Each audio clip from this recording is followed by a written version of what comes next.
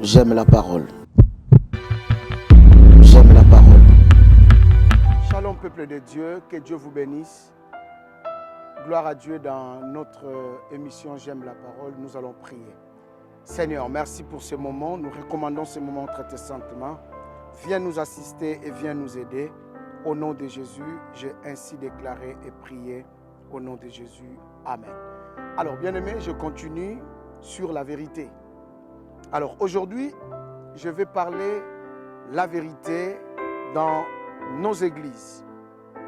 La vérité dans nos églises, j'aimerais plus parler de nos prédications, étant des hommes de Dieu, étant des pasteurs, la vérité de l'évangile. La vérité de l'évangile, cette vérité qui aujourd'hui a perdu son vrai sens aujourd'hui dans nos églises.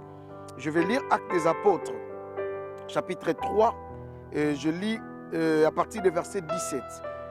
La Bible dit « Et maintenant, frères, je sais que vous avez agi par ignorance, ainsi que vos chefs. Mais Dieu a accompli de la sorte ce qu'il avait annoncé d'avance, par la bouche de ses prophètes, que son Christ devrait souffrir. Repentez-vous donc et convertissez-vous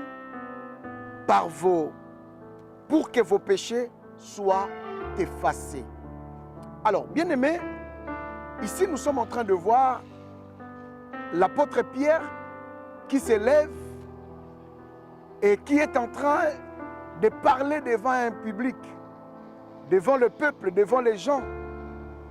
Et ce qui m'a beaucoup intéressé dans ce texte, c'est la manière de parler la vérité au peuple. Écoutez bien aimés, ce que Pierre faisait, c'était l'évangile.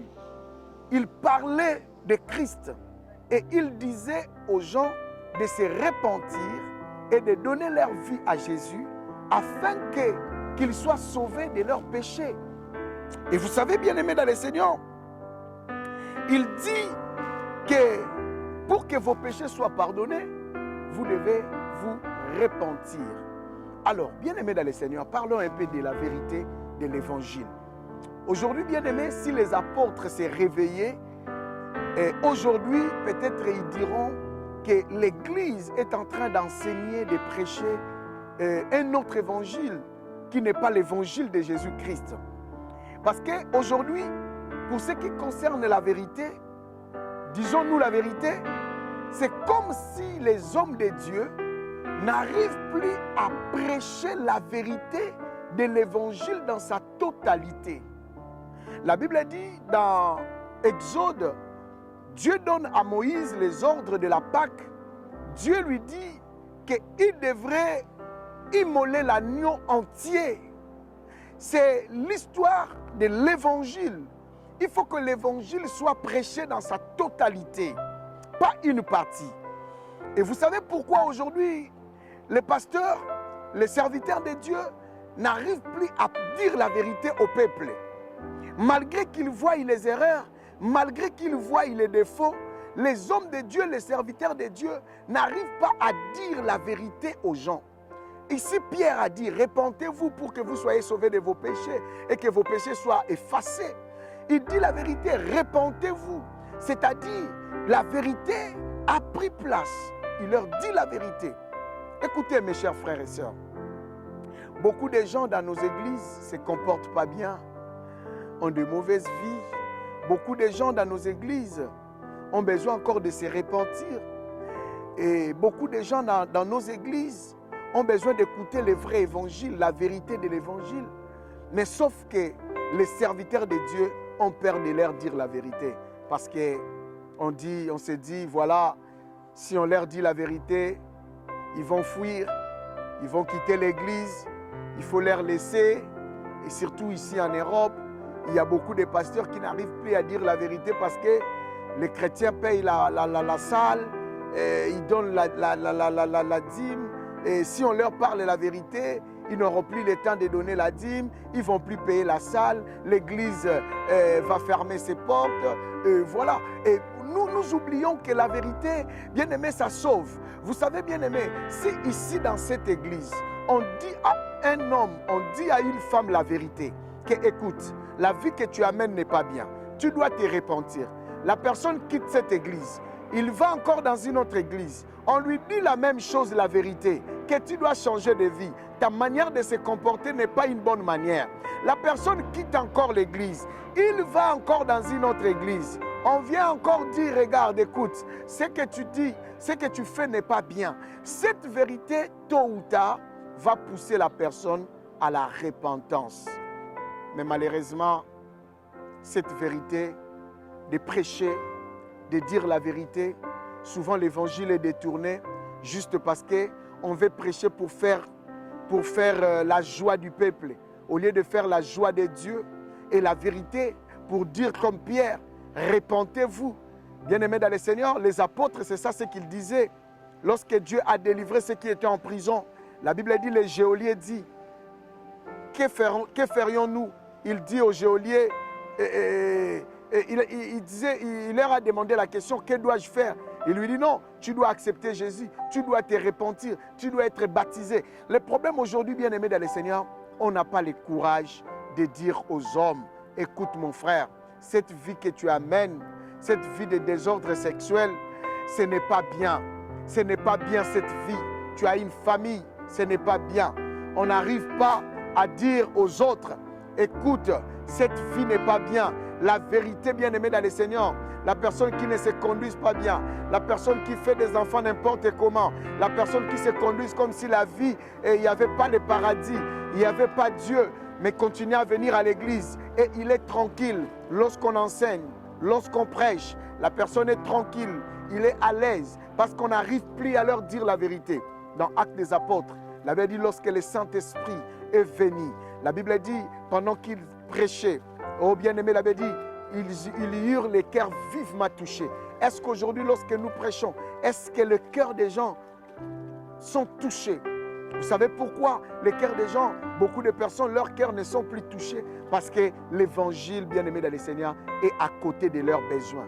Or que leurs besoins, bien-aimés dans le Seigneur, ce n'est pas seulement l'argent, ce n'est pas seulement le mariage, ce n'est pas seulement la richesse, ce n'est pas seulement je ne sais pas, le travail, le logement, ce n'est pas seulement les biens matériels, mais leurs besoins, c'est aussi les biens spirituels pour leur bien-être.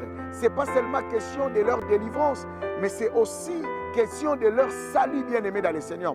Voilà pourquoi, mes chers frères et sœurs, je vous prie, bien-aimés dans le Seigneur, surtout les hommes de Dieu, nous devons enseigner la vérité. Nous devons dire la vérité. Nous devons parler de la vérité. Jésus nous a laissé la mission en disant, allez faites de toutes les nations des disciples, les baptisant au nom du Père, du Fils et du Saint-Esprit.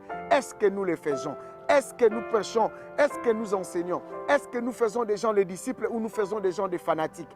Est-ce que, bien-aimés dans le Seigneur, de notre part étant serviteurs de Dieu, nous devons apprendre à dire la vérité aux gens, à dire la vérité aux jeunes sœurs, à dire la vérité aux jeunes frères, à dire la vérité. Parce qu'il y a des gens, bien-aimés, qui marchent dans les mensonges, qui marchent dans les vies compliquées, mais les hommes de Dieu n'ont pas le courage, manquent le courage de leur dire la vérité parce qu'on veut garder les intérêts, on veut garder les fidèles à l'église. Si on dit ceci, les gens vont diminuer, les gens vont fuir, voilà. Et la vérité est cachée. Il y a plusieurs vérités, pas seulement de la repentance, mais lorsqu'on leur dit la vérité, ici en Europe, dans nos églises, avec la crise actuelle, on ne peut pas parler de ça, on ne peut pas parler de ça, sinon ça fera ça, sinon ça fera ça. Non, mes chers frères et sœurs, nous sommes en train de commettre une grosse erreur. La vérité de l'évangile reste la vérité.